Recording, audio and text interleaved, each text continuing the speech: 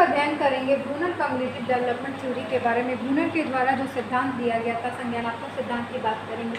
कहीं ना कहीं पियाजे का जो थ्योरी, कॉग्निटिव थ्योरी का था, संज्ञानात्मक सिद्धांत था, उसके एडवांस फॉर्म के रूप में इनके द्वारा जो थ्योरी दी गई थी, तो एक विकल्प के रूप में भी मानते हैं कि जो थ्योरी पहले पियाजे द्वारा दिया गया था, उसका कहीं एडवांस फॉर्म के रूप में ये थ्योरी आई थी। तो ये सबसे पहले जानते हैं ब्रूनर के बारे में। ब्रूनर एक अमेरिकन मनोवैज्ञानिक थे जिन्होंने 1964 ईस्वी में इस थ्योरी का प्रतिपादन किया था, और इनके थ्योरी को हम संज्ञानात्मक विकास मॉडल के भी नाम से जानते हैं। मॉडर्न कॉग्निटिव थ्योरी के नाम से भी इनके थ्योरी को जाना जाता है, साथ ही साथ प्रेजेंट डे थ्योरी के भी नाम से जाना जाता है।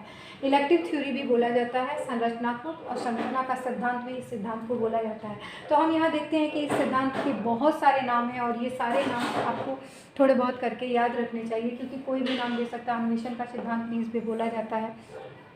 पियाजे के सिद्धांत के विकल्प के रूप में, जैसे मैंने बताया कि कॉग्निटिव थ्योरी आप जानते हैं कि पियाजे के द्वारा दिया गया था। तो जब पियाजे की थ्योरी दी गई थी, तो कहीं ना कहीं से उसमें कुछ कमियां रह गई थी, जो कहीं ना कहीं, देखिए एक्सपेरिमेंट तो हमेशा होते रहते हैं, तो कुछ कमी को इन्होंने महसूस किया और इन्होंने एक्सपेरिमेंट के द्वारा उस सिद्धांत को आगे बढ़ाया है। इसीलिए इसको पियाजे के सिद्धांत के विकल्प के रूप में भी माना जाता है कि पियाजे ने जो 4 स्टेजेस की बात की थी, उन्होंने 4 स्टेजेस की बात की थी कि सेंसरी मोटर स्टेज है, प्री ऑपरेशनल स्टेज है, कंक्रीट है और फॉर्मल ऑपरेशन की बात की थी उन्होंने 4 स्टेज। तो इन्होंने 3 स्टेजेस की बात की थी। इनका भी संज्ञानात्मक विकास का सिद्धांत है, लेकिन इन्होंने पियाजे के द्वारा 4 की बात की गई थी और इन्होंने 3 स्टेजेस की बात की थी।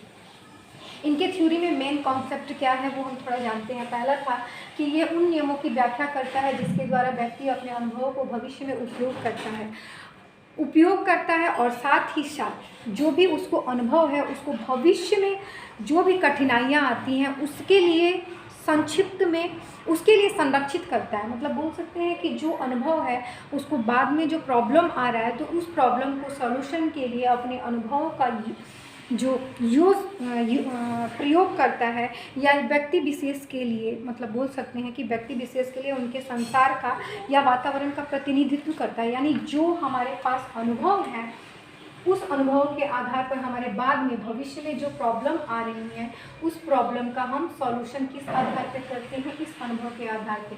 तो एक्सपीरियंस जिसके द्वारा हम फ्यूचर के प्रॉब्लम को सॉर्ट आउट करते हैं, उसको उन्होंने प्रतिनिधित्व के रूप में संपादित किया, और इस प्रतिनिधित्व को उन्होंने बहुत ही महत्वपूर्ण कॉन्सेप्ट माना अपने सिद्धांत में। तो ये याद रखिएगा, जैसे स्कीमा था, ऑर्गेनाइजेशन था, एसिमिलेशन था आपका पियाजे में, उसी तरह ब्रूनर की थ्योरी में एक प्रतिनिधित्व बहुत ही इम्पॉर्टेंट पॉइंट है कि जो भी हमारे एक्सपीरियंस होते हैं, उस एक्सपीरियंस का उपयोग हम फ्यूचर में आने वाली प्रॉब्लम को सॉर्ट आउट करने में करते हैं, वो प्रतिनिधित्व कहलाती है। कहीं ना कहीं हम उस एक्सपीरियंस का यूज़ अपनी समस्याओं का समाधान के लिए करते हैं, तो कहीं ना कहीं वो हमारे वातावरण का क्या करेगी, प्रतिनिधित्व करेगी।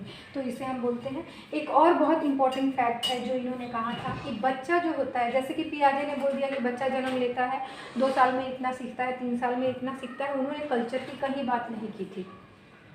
लेकिन ब्रूनर का कहना था कि बच्चा एक नग्न बंदर नहीं है, बल्कि संस्कृति से युक्त होता है। अर्थात बच्चा एक बंदर, ऐसा बंदर नहीं है जो नंगा है, बल्कि ऐसा होता है जो संस्कृति से युक्त होता है, अर्थात कल्चर उसमें कहीं ना कहीं समाहित होता है। तो कल्चर को इन्होंने इम्पोर्टेंस दिया है, किसने, ब्रूनर के द्वारा कल्चर को काफ़ी इम्पोर्टेंट दिया गया है। तो इन्होंने बच्चे का, जैसे पियाजे के द्वारा बच्चा हुआ और उसका डेवलपमेंट शुरू हो जाता है, तो इन्होंने कहीं ना कहीं कल्चर को जोड़ा है, किससे, बच्चे के विकास से। तो 2 इम्पॉर्टेंट मेन कॉन्सेप्ट याद रखिएगा, एक प्रतिनिधित्व है जो एक्सपीरियंस के द्वारा हम प्रॉब्लम को सॉर्ट आउट करते हैं फ्यूचर में वो, और दूसरा हो गया कि बच्चा संस्कृति से भी युक्त होता है। तो एक चीज़ हो गया कि अनुभव और दूसरा हो गया संस्कृति। तो 2 मेन कॉन्सेप्ट है।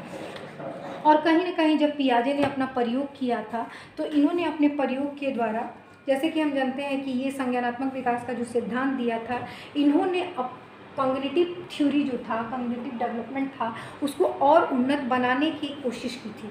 और इन्होंने अपने उन्नत बनाने के लिए मूलतः 2 प्रश्नों के उत्तर ढूंढने की कोशिश की थी। एक्सपीरियंस, मतलब जो इन्होंने एक्सपेरिमेंट किया, उसमें 2 तरह के उत्तरों को ढूंढने की कोशिश की थी। और वो 2 तरह के उत्तर क्या थे वो हम समझते हैं कि शिशु अपनी मानसिक अनुभूतियों को कैसे बताते हैं। मतलब कि जब बच्चा जो होता है, जब एकदम छोटा बच्चा होता है, तो किस ढंग से अपनी अनुभूति यानी एक्सपीरियंस एक्सपीरियंस को मानसिक रूप से कैसे बताते हैं, जो भी वो एक्सपीरियंस फील करता है वो मेंटली रूप से कैसे एक्सप्रेस करता है, उसकी बात इन्होंने की थी।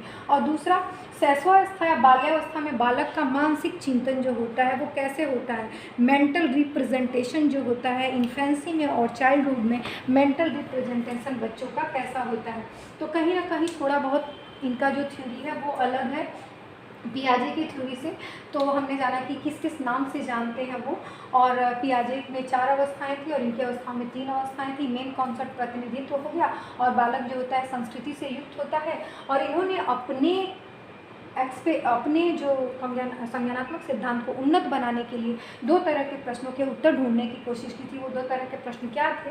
तो शिशु मानसिक अनुभूतियों से, एक्सपीरियंस से कैसे सीखते हैं या फिर कैसे बताते हैं, उस तरह की बात की थी। और दूसरा शैशवावस्था बाल्यावस्था में बालक का जो मेडिकल रिप्रेजेंटेशन होता है, जो मेंटल रिप्रेजेंटेशन या मेंटल थिंकिंग होती है वो कैसे होती है, इसको बताने की कोशिश की थी। तो आज हमने जाना है ब्रूनर थ्योरी का मेन कॉन्सेप्ट। कल हम इसके बारे में और जानेंगे कि वो मेन कॉन्सेप्ट जो थे, जो रिप्रेजेंटेशन है वो कितने प्रकार के होते हैं। Thank you so much.